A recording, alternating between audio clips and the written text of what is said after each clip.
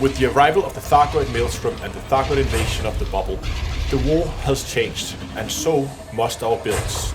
Today's video is brought to you by GameGlass. With GameGlass you can take control of your ship using a tablet or a phone. You can try it out using some of the free pre-made shards, or you can also make your own custom shards and share them with the community through the built-in marketplace. So gone are the days where you have no more rooms for all your key bindings. On top of that, GameGlass also supports Star Citizen, so follow the link in the video description and try GameGlass for free, and use offer code DTEA to get 5% off any purchase.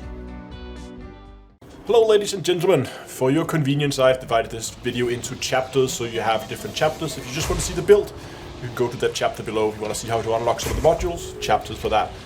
But for now, I'm going to talk about what this build is and what this build is not. It's a anti-xeno Thargoid Krait Mark II.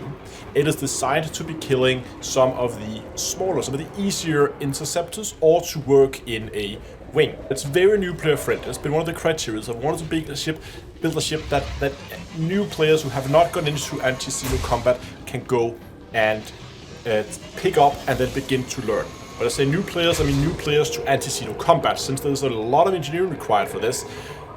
Maybe not new players in the game. Now, while this is intended for the easier interceptors, this thing can take a beating, and you can easily go and solo Cyclopses and Basilisks, no problems. And as you get better, I haven't soloed Medusas in it yet, but I have a feeling it may be able to with a bit of training. It's also designed to be working around a station. That's what I've said in the beginning of the video, that the face of Thargoid combat has changed. With the arrival of the maelstroms, we are now fighting a lot more around stations, and these are actually working stations, and we're going to utilize that by doing what's called a touch and go, where you just go in, land on a landing pad, you do a quick rearm, repair, refuel, and off you go, continue the fight. That's the way it's designed. It's designed to rely on that a lot. So while you can take this away from stations and fight there, it is really designed to have that station in close proximity for support, for running repairs, stuff like that. Now, as you can see in the video here, I am using some of the modified plasma chargers. These are the new pre-engineered Guardian plasma chargers. These are really, really good. I like these a lot more than the Gauss cannons, and there will be experienced anti-xeno pilots out there who swear by the Gauss cannons, and I'm absolutely sure that they are the best choice if you really want to push against the higher, more difficult Thargoids. At least that's what I've been told. But for these smaller, easier Thargoids, these works perfectly, and they are so forgiving for a new player. Let me tell you why. First of all, we need the modified ones, so the pre-engineered ones, because the shots are fast. These has a shot speed of 6,000 even meters per second. That's 6 kilometers per second. That basically, for any range that we're going to be effectively fighting within, means that they are going to be hit scan weapons. So you don't really have to lead much, you aim directly at what you want to hit. They also generate a lot less heat compared to the Gauss cannons, meaning that they are a lot easier to manage the heat. And we have a lot of heat management built into this ship, so you can stay as cold as possible, and we're going to use that temperature, that low temperature, to mitigate a lot of the incoming damage, and that's how we can slow down the fight, and we can fight on our terms, deciding when we want to engage, and if we don't want to engage, we just cool down, disappear off the radar, and take a breather until we're ready to go again. But despite these weapons generating less heat, they still hit like an absolute truck.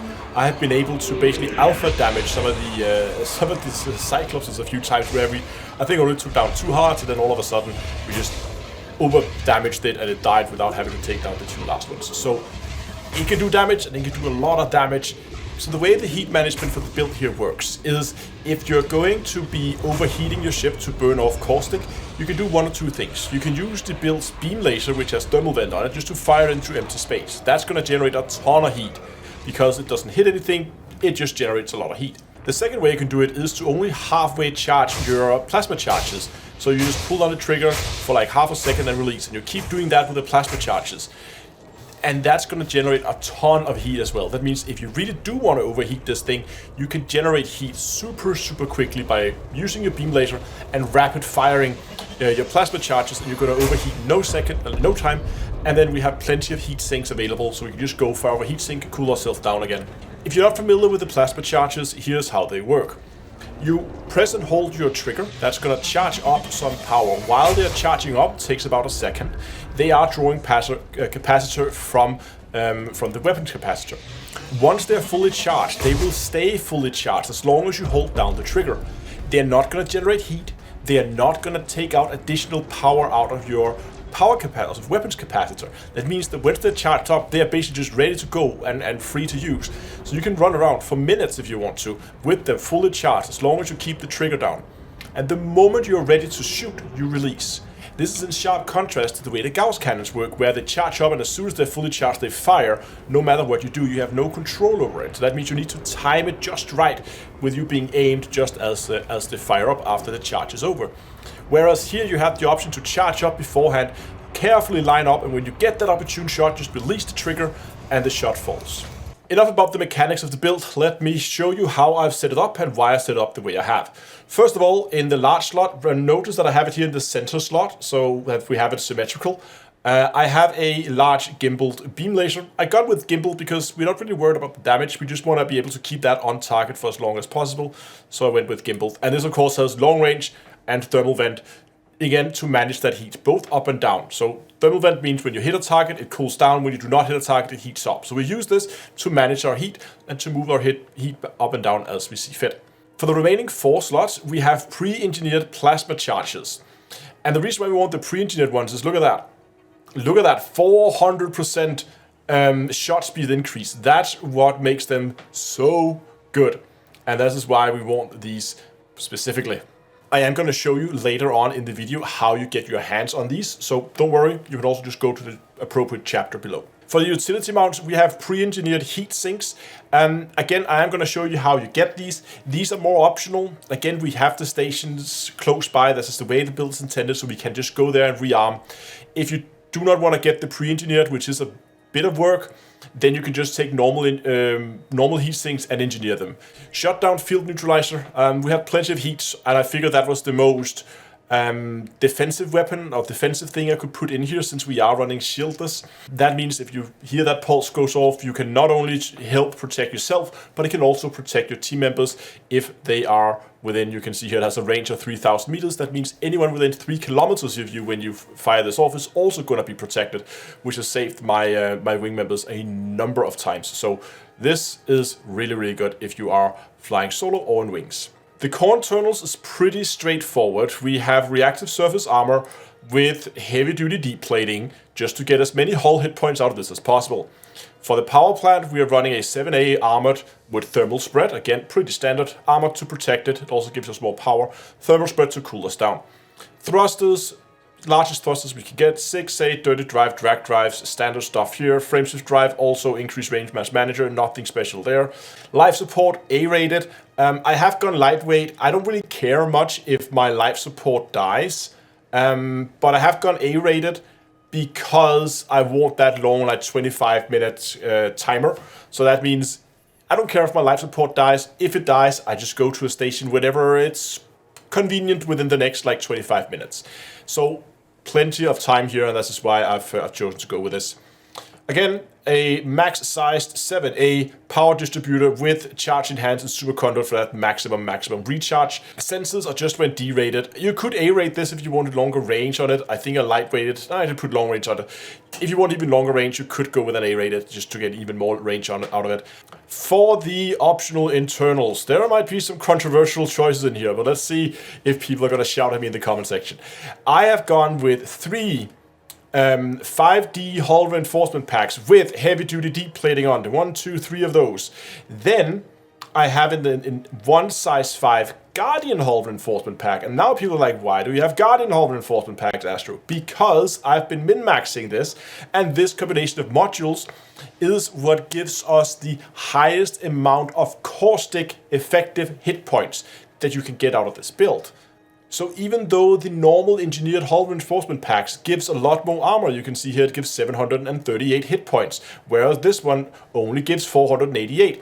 But because we have a number of these, and especially down here in the lower ones where we don't get that much armor out of each module, those 5% is also going to mean we basically get 5% more out of all of these.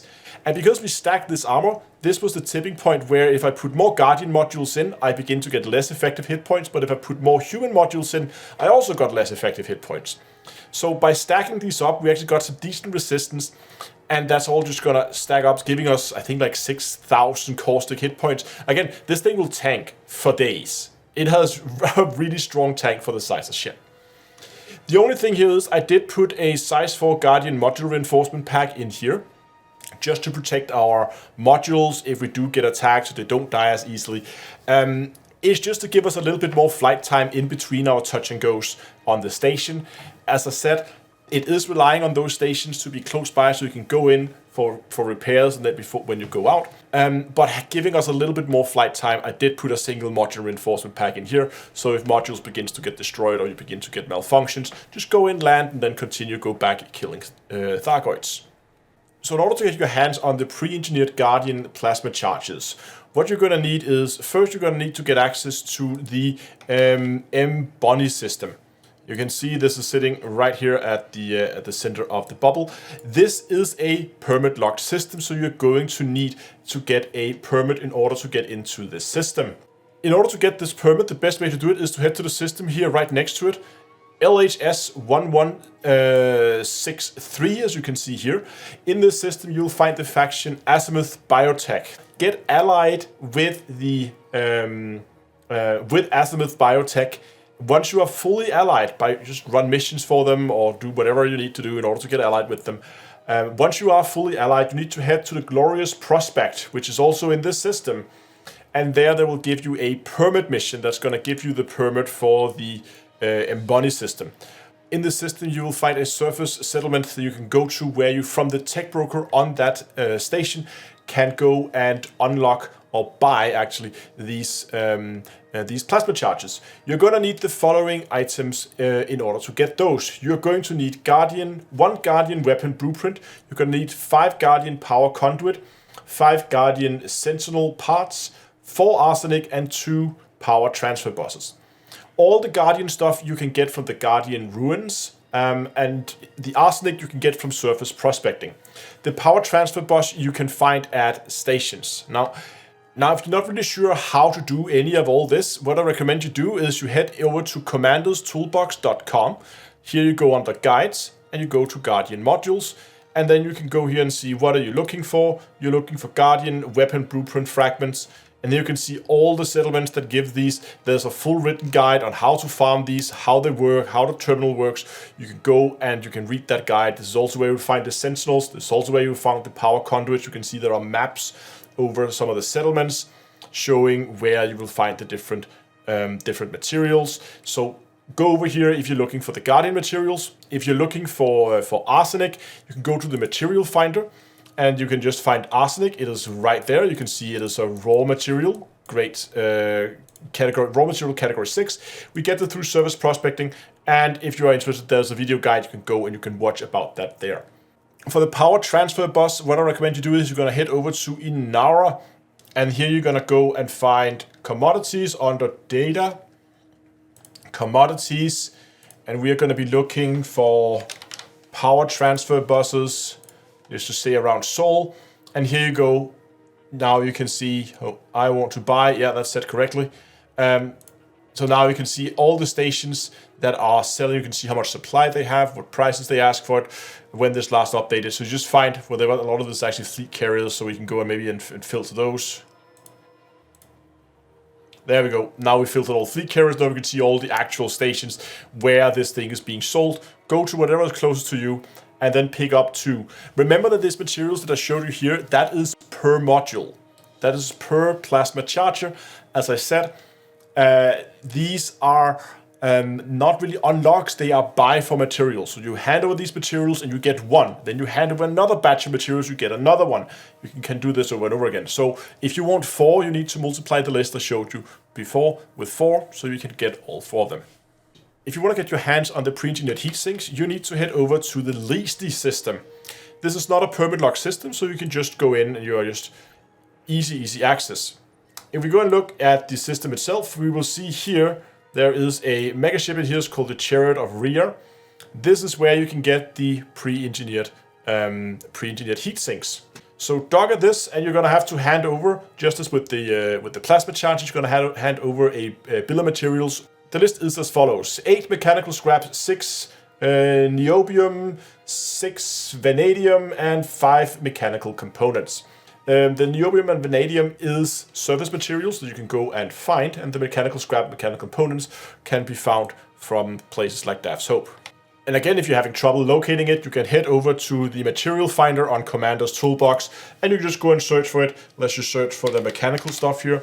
So there you have, whoops, it was a little bit too much. There we go, mechanical scrap right here. We can see you can find that at Dav's Hope. And the mechanical component, Dav's Hope, or also at Hot Jupiter. Again, video guides are available out here if you want to brush up on how you farm those different locations. And while you are over here in Commander's Toolbox, what you could also do is you can head into the ship build section. You can went into the anti-xeno combat. You can see some of my other builds. You can see the previous version of this currently here. This might be updated after this video goes live. There's also a scout killer crate. I also have a build for farming materials from the Thargoid maelstroms. And again, if there are other areas of the game where there's NPC combat, mining, or exploration, you'll also find a number of different builds over here. Now, if you do decide to try and make this build for yourself, I would love to hear your opinion about it in the comment section below. Thanks a lot for watching, and until next time, I'll see you guys in space.